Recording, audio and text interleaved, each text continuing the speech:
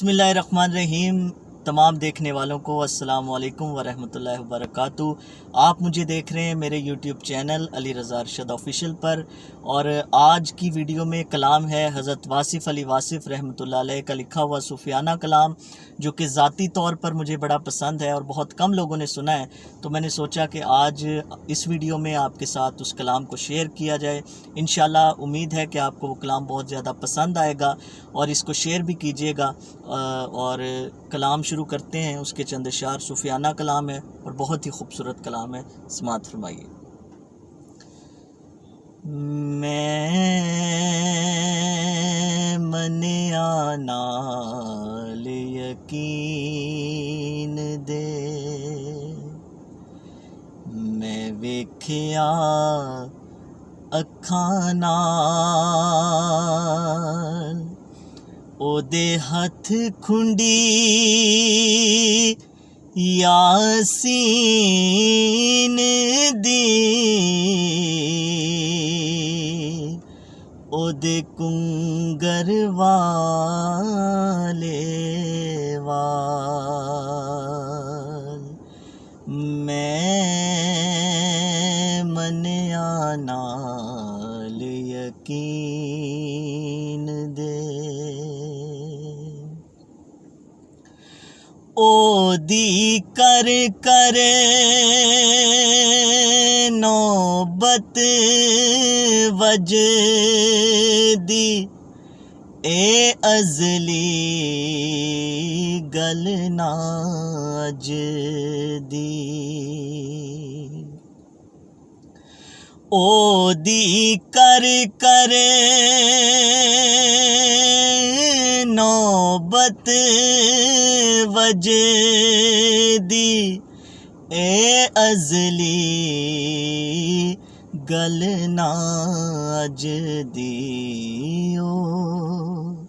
meme दी बोकल मार के गल करदा साडे नाल, ओदे हथ खुंडी यासीन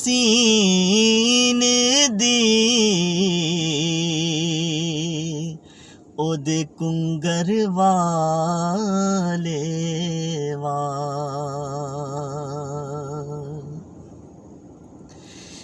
जिन्ना राता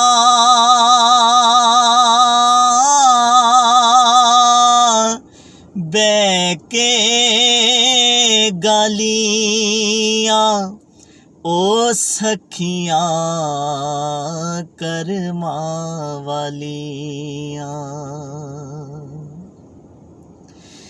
जिन्ना राता बैके गालियां ओ सखियां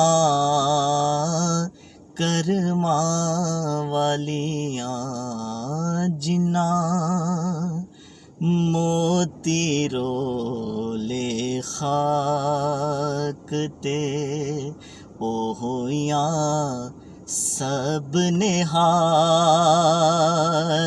ओदे हथ खुंडी यासीन दी,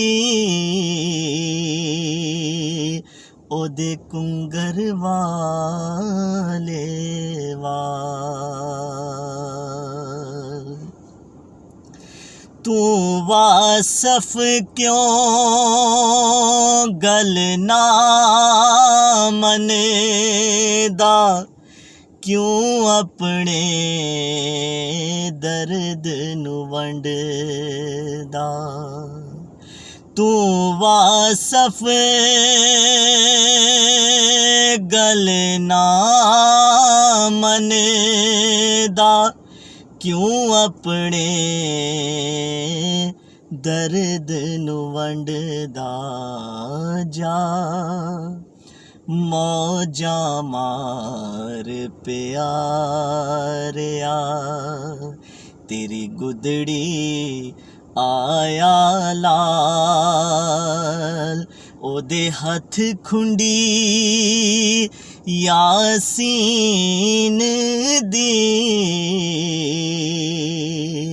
ਉਹਦੇ ਕੁੰਗਰ ਵਾਲੇ ਵਾਲ ਮੈਂ ਮੰਨਿਆ ਨਾਲ ਯਕੀਨ